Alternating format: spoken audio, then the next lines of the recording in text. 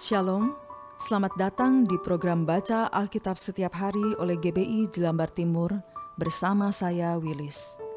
Hari ini saya akan membacakan kitab Wahyu pasal 11. Wahyu pasal 11. Dua saksi Allah.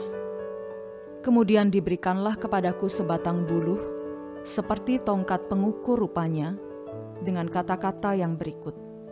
Bangunlah dan ukurlah bait suci Allah, dan mezbah, dan mereka yang beribadah di dalamnya. Tetapi kecualikan pelataran bait suci yang di sebelah luar, janganlah engkau mengukurnya, karena ia telah diberikan kepada bangsa-bangsa lain, dan mereka akan menginjak-injak kota suci 42 bulan lamanya. Dan aku akan memberi tugas kepada dua saksiku, supaya mereka bernubuat sambil berkabung 1260 hari lamanya. Mereka adalah kedua pohon zaitun dan kedua kaki dian yang berdiri di hadapan Tuhan semesta alam.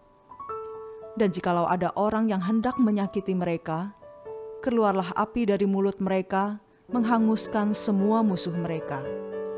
Dan jikalau ada orang yang hendak menyakiti mereka, maka orang itu harus mati secara itu.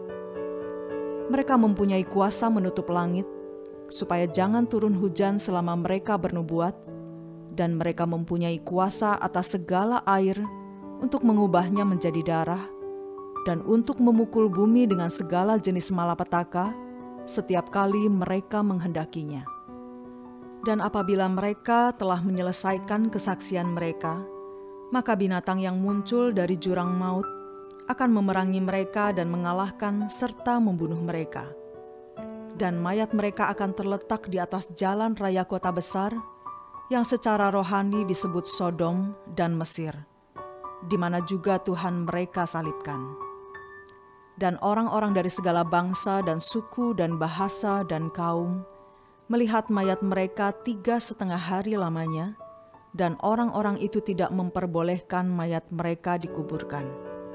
Dan mereka yang diam di atas bumi bergembira dan bersukacita atas mereka itu, dan berpesta dan saling mengirim hadiah, karena kedua nabi itu telah merupakan siksaan bagi semua orang yang diam di atas bumi.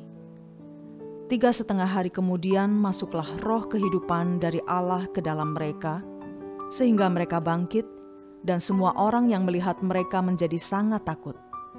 Dan orang-orang itu mendengar suatu suara yang nyaring dari sorga berkata kepada mereka, "Naiklah kemari." Lalu naiklah mereka ke langit, diselubungi awan, disaksikan oleh musuh-musuh mereka. Pada saat itu terjadilah gempa bumi yang dahsyat, dan 1/10 bagian dari kota itu rubuh. Dan 7.000 orang mati oleh gempa bumi itu, dan orang-orang lain sangat ketakutan, lalu memuliakan Allah yang di sorga. Celaka yang kedua sudah lewat.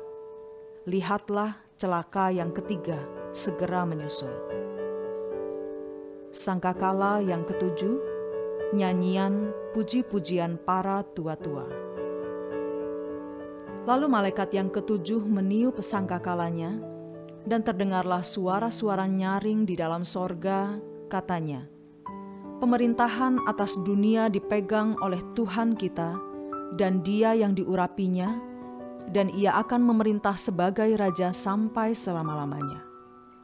Dan ke-24 tua-tua yang duduk di hadapan Allah di atas tahta mereka, tersungkur dan menyembah Allah, sambil berkata, "Kami mengucap syukur kepadamu ya Tuhan, Allah yang Maha Kuasa, yang ada dan yang sudah ada, karena Engkau telah memangku kuasa-Mu yang besar dan telah mulai memerintah sebagai Raja, dan semua bangsa telah marah, tetapi amarah-Mu telah datang, dan saat bagi orang-orang mati untuk dihakimi, dan untuk memberi upah kepada hamba-hamba-Mu, nabi-nabi, dan orang-orang kudus, dan kepada mereka yang takut akan nama-Mu, kepada orang-orang kecil dan orang-orang besar, dan untuk membinasakan barang siapa yang membinasakan bumi. Maka terbukalah bait suci Allah yang di sorga, dan kelihatanlah tabut perjanjiannya di dalam bait suci itu, dan terjadilah kilat dan deru guruh dan gempa bumi dan hujan es lebat. Bapa kami yang di sorga, terima kasih untuk firman-Mu hari ini. Ajar kami untuk menghitung hari kami dan menghidupinya dengan bijaksana seperti yang Engkau kehendaki. Di dalam nama Tuhan Yesus Juru Selamat kami berdoa. Amin.